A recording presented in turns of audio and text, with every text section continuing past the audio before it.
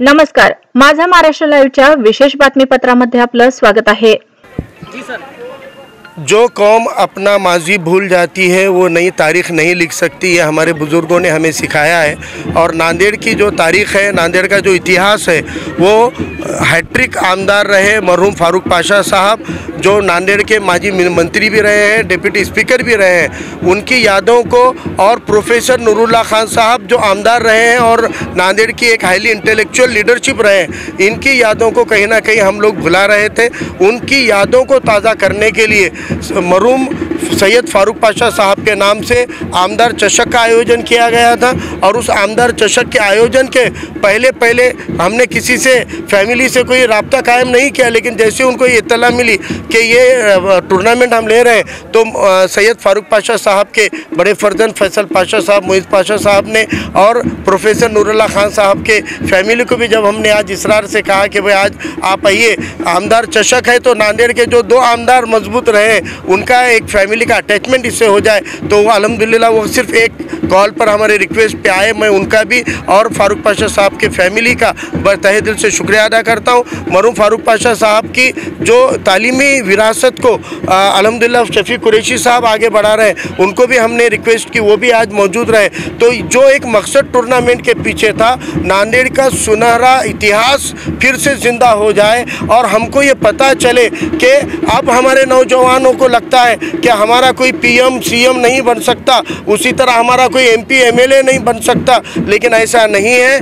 नांदेड़ के अंदर और महाराष्ट्र और भारत के अंदर इतनी इंटेलेक्चुअल और अच्छी काबिल लीडरशिप हमारी रही है कि माजी में हमने इन हुकूमतों के अंदर एक बड़े किरदार के क़यादतों को भेजा हुआ था, लेकिन मौजूदा सिस्टम अगर बिगड़ चुका है तो उस सिस्टम को सुधारना पड़ेगा और हमारे माजी के उस जो हमारी संपत्ति है उसको ज़िंदा करना पड़ेगा। वो एक मकसद इसमें था। दूसरा मकसद, क्रिकेट ये बहुत ही पोटेंशियल वाला खेल है। भारत में क्रिकेट को सही मायनों में राष्ट्रीय खेल के जैसा स्तर दिया गया है, क्योंकि इतना क्रेज़ भारत में है और हमारे माइनॉरिटी के, पिछड़े तबके के, बहुजन के बच्चों में क्रिकेट का क्रेज़ बहुत है, लेकिन ये सिस्टम में को एंट्री नहीं मिलती। इस टूर्नामेंट के बहाने तकरीबन दर्जन भर बल्लेबाज और गेंदबाज ऐसे हैं जिनके शहर में चर्चे चले हैं। इन दर्जन भर खिलाड़ियों को एक पहचान देने के लिए ये टूर्नामेंट एक कारगर वजह रहा है। इस टूर्नामेंट के आयोजन में जो लोगों ने हमको मदद की, खासतौर से एक्स क्रिकेटर मोहम्मद फ़हीम साहब, अतर मोमिन साहब,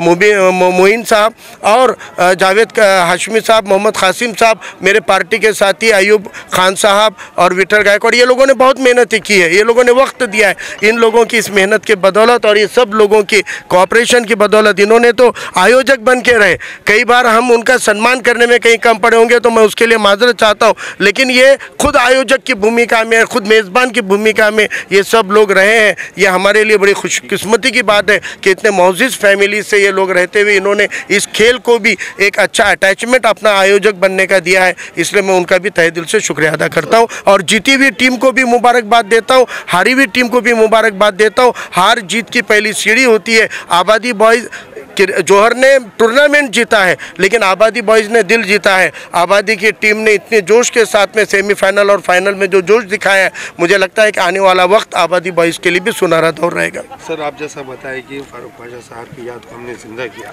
पर कई लोगों का ऐसा बोलना था कि उन्होंने मदीनातुल उलूम में बड़ी मेहनत की, उसमें भी उनके घर वालों के साथ में नाइंसाफ़ी हुई और मदीनातुल उलूम स्कूल के बाद, कॉलेज के बाद उर्दू घर भी जो बनाया गया था, उर्दू घर को भी उनका नाम दिया जाए, ऐसी मांग हो रही। तो इसके बारे में आपका क्या कहना है? देखिए, मदीनातुल उलूम और उर्दू घर जिस ज़मीन पे बना है, उस ज़मीन की मालकी मरहूम फारूक पाशा साहब की रही है। उन्होंने अपनी ज़मीन देकर वो इदारे खड़े किए थे। आज जहाँ पे उर्दू घर बना है, वो ज़मीन की मालकी किसकी है? वो फारूक पाशा साहब की है। जब उस उर्दू घर को नाम देना है तो हम दिलीप कुमार साहब का क्यों सोचते हैं? दिलीप कुमार साहब के नाम से कई बड़ी चीज़ें हो सकती है, क्योंकि वो बड़ी शख्सियत थी, उनके लिए देश और दुनिया में उनको जाना माना जाता है। लेकिन हमारे नांदेड़ का भी जो ज्वेल है, डायमंड है, फारूक पाशा साहब की जो ज़मीन भी रही है, इसलिए उर्दू घर को उनका नाम दिया जाना चाहिए। चाहिए, क्योंकि एक भी बताइए, दर्जनों इमारतें बता दूंगा मैं जो किसी आलाने फलाने के नाम से है, दर्जनों इमारतें एक नाम की अपने नांदेड़ में इमारतें हैं, इंस्टीट्यूशन है, हॉल है, बहुत सारी चीज़ें। सिर्फ एक ही नाम को जिंदा नहीं रख सकते।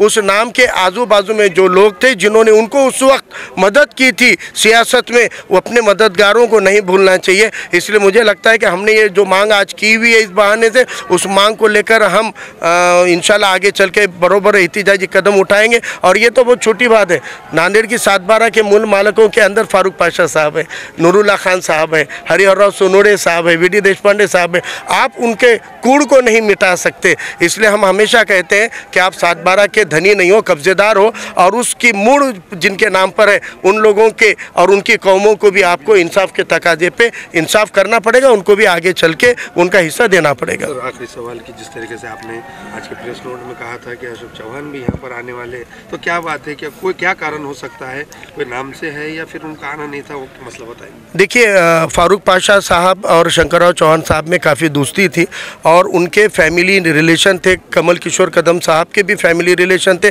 फैसल पाशा साहब ने खुद अशोक चौहान साहब को और कमल किशोर साहब को दावत दी थी, और उनकी दावत पे कमल किशोर कदम साहब इतनी उम्र में थके हुए, आज उनको बॉम्बे जाना था लेकिन उन्होंने बॉम्बे का प्रोग्राम कैंसिल कर दिया और अपने टूर्नामेंट को विज़िट की, और उन्होंने उनका कार्यक्रम में तब्दीली कर कर विज़िट की। उन्होंने आए और आधा 1 घंटा 1.5 घंटा बैठकर मैच देखा और उन्होंने एक रिक्वेस्ट की, कहा कि भाई ये टूर्नामेंट हर साल होना चाहिए। फ़ौरन हमने उनको वादा कर दिया कि सर इंशाल्लाह फारूक पाशा साहब के नाम से टूर्नामेंट हर साल होगा। अब अशोक चौहान साहब क्यों नहीं आए, इसके बारे में उनको ख़ास दावत फैसल भाई ने दी है। मैं कुछ कहूँगा तो कहेंगे कि फिर बात करते हैं, इसलिए इस बारे में मैं मुनासिब नहीं समझता, क्योंकि मैंने दावत नहीं दी थी। फैसल भाई ने उनके फैमिली रिलेशन के मद्देनज़र दावत दी थी, और मुझे लगता है कि उन्होंने एक बड़ापन दिखाना चाहिए था, कार्यक्रम शेड्यूल को एडजस्ट करके आना चाहिए था। अगर वो आते तो जैसे कमल किशोर साहब का हमने यहाँ पर दिल से इस्तकबाल किया, उसी तरह हम अशोक चौहान साहब का भी इस्तकबाल करते, क्योंकि ये कोई सियासी मंच और चुनाव नहीं है, ये जो है ये एक खेल है और ये अपने माजी की क़यादत को बुलंद करना है।